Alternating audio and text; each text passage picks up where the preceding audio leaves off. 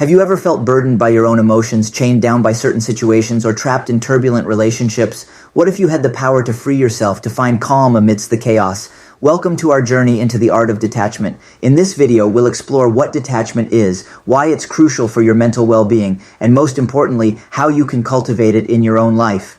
By the end of this video, my goal is to equip you with the knowledge and techniques to effectively detach, empowering you to lead a more balanced and fulfilling life. So what exactly is detachment? In psychological terms, detachment isn't about indifference or emotional disconnection. It's about creating a healthy emotional distance between yourself and the people, situations, or emotions that may cause you distress. Why is this important? Well, detachment allows you to maintain your emotional balance even in the face of stress or turmoil. It's about responding rather than reacting to circumstances, making thoughtful decisions rather than impulsive ones. This not only supports your mental health, but also enriches your relationships and fosters personal growth. However, there are some common misconceptions about detachment that we need to address. Detachment isn't about avoiding emotions or people. It doesn't mean you stop caring. Instead, it's about engaging with your emotions and relationships in a healthy way. It's about protecting your emotional well-being without shutting out the world. Think of it as being in the eye of the storm. The chaos may rage around you, but within, you can maintain a sense of calm and peace. That's the power of detachment.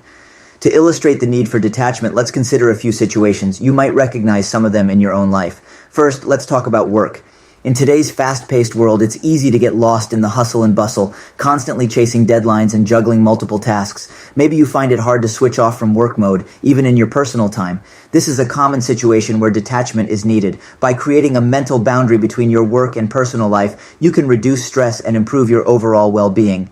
Another common scenario involves relationships. Have you ever felt drained or overwhelmed by a particular relationship? Maybe it's a friend who constantly leans on you for emotional support, or a family member who tends to be overly critical. In such cases, learning to detach can help you maintain your emotional health without severing the relationship. Lastly, consider the internal realm of emotions and thoughts. Sometimes we can get so swept up in our own emotions or caught in a loop of negative thinking that it affects our mood, behavior, and overall mental health. Learning to detach from these emotions or thoughts can help us observe them without letting them control us. Remember, these situations are just examples. The need for detachment can arise in any area of your life where you feel overwhelmed or excessively tied down. Transitioning into our next topic, let's explore some common challenges people often face when attempting to practice detachment.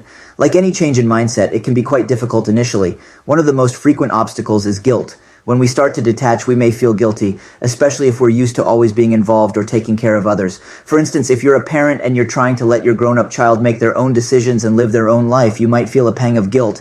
It's essential to remember that allowing others to experience life with all its ups and downs is a part of their growth and development. Fear is another significant challenge. We may fear how others will perceive our detachment. Will they think I'm uncaring or cold, you might wonder? It's important to note that detachment is not about being indifferent, but about not allowing ourselves to be emotionally overwhelmed by the actions and experiences of others. You can still care and show empathy while maintaining your emotional boundaries. Additionally, we may fear the unknown or change that might come with detachment. If we're used to being emotionally invested in a situation or a relationship, it can be scary to step back. But remember, fear of change is normal.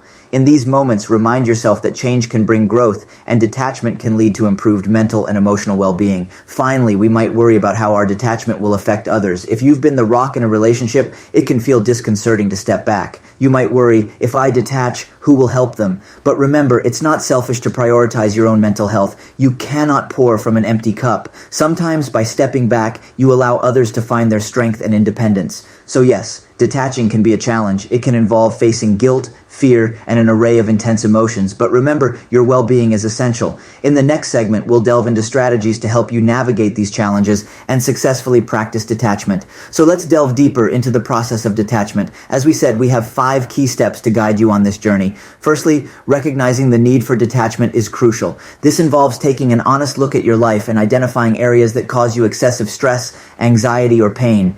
It could be a toxic relationship, a high-pressure job, or even a negative habit. This step is all about self-awareness and understanding that it's okay to prioritize your emotional well-being. Acknowledge these areas without judgment and recognize that it's healthy and necessary to seek some emotional distance from them. Next, we move to acknowledging your emotions. Detachment isn't synonymous with emotional numbing or denial. It's about allowing yourself to feel emotions fully, but not being swept away by them. So if you're feeling upset, instead of suppressing that emotion or letting it overwhelm you, acknowledge it. I am feeling upset and that's okay. It's a natural response and it will pass. This form of mindful observation helps detach from the intensity of the feeling.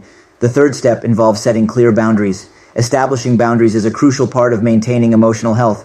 If a particular person or situation is draining you, it's important to limit your exposure to it. This doesn't mean completely cutting off contact or quitting your job abruptly, but finding ways to protect your emotional space. For example, you could choose to limit your interactions with a negative person or designate off hours when you won't engage with work-related issues. Step 4 is about practicing mindfulness. This is a technique that helps you stay grounded in the present moment, detached from the worries of the past or anxieties about the future. Mindfulness can be practiced through meditation, yoga, or simply focusing on your breath. It's about training your mind to be fully present, helping you to observe your thoughts and feelings without being swept up in them. Lastly, step 5 is about seeking support. Detachment can be a challenging process, and it's okay to seek help. Reach out to trusted friends or family who can provide a listening ear or a different perspective. You could also consider seeking professional help. Therapists and counselors are trained to provide strategies and techniques tailored to your specific needs. Remember, seeking help isn't a sign of weakness, but a courageous step towards better emotional health. Remember, detachment is a personal journey that looks different for everyone. It's about finding what works best for you and moving at your own pace. And it's okay to take small steps. Even a slight shift towards detachment can make a significant difference in your emotional well-being. To further support your journey towards detachment, here are some additional techniques that can be incredibly beneficial. Firstly, consider incorporating regular meditation into your routine. Meditation is a powerful tool for promoting mindfulness, a key aspect of detachment. It encourages you to observe your thoughts and emotions without judgment, helping you develop a healthy distance from them. Start with just a few minutes a day and gradually increase the duration as you get more comfortable with the practice. Therapy is another valuable resource that can support your detachment process.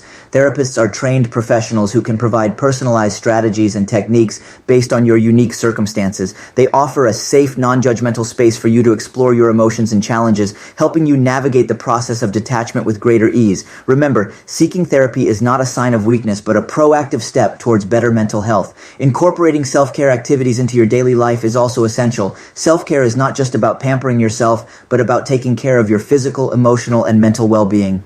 This could involve anything from getting regular exercise, maintaining a healthy diet, ensuring you get enough sleep, to spending time doing things you love, like reading a book or gardening. By taking care of your own needs, you strengthen your ability to detach from stressful situations or relationships, as you're less likely to be emotionally drained or overwhelmed. Lastly, consider practicing relaxation techniques such as deep breathing exercises, progressive muscle relaxation, or guided imagery. These techniques can help calm your mind, reduce stress, and promote emotional balance, making it easier for you to detach from negative emotions or situations. Remember, the goal is not to perfect all these techniques, but to find what resonates with you and aids in your detachment journey.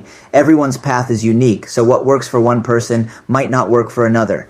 Take your time to explore these options and find what helps you most. As we navigate the path towards effective detachment, there are a few common mistakes we need to be mindful of. Firstly, many people confuse detachment with avoidance or indifference. Remember, detachment is not about running away from your problems or ignoring your emotions. It's about learning to engage with them in a healthier way. If you find yourself using detachment as an excuse to avoid confronting issues or feelings, you might want to reassess your approach. Another common mistake is expecting immediate results. Detachment is a process, not a quick fix. It requires patience, practice, and self-compassion. Trying to rush the process can lead to frustration and might even discourage you from continuing the journey. So be patient with yourself, celebrate small victories, and remember that progress is progress no matter how slow it might seem. Finally, remember that detachment isn't a one-size-fits-all solution. What works for someone else might not work for you. It's important to find your own path and techniques that resonate with you. Don't force yourself into methods that don't feel right just because they work for others. Avoiding these pitfalls will help you cultivate a healthier and more effective approach to detachment, enhancing your emotional well-being and personal growth. As we wrap up, let's remember that the journey to detachment isn't about creating emotional barriers or distancing ourselves from others. It's about finding the balance that allows us to interact with our emotions and the world around us in a healthy, controlled manner. It's about fostering a sense of inner peace, even amidst external chaos. Remember, it's a journey, not a destination. There will be challenges along the way, and that's okay. It's part of the process. And remember, you don't have to walk this path alone.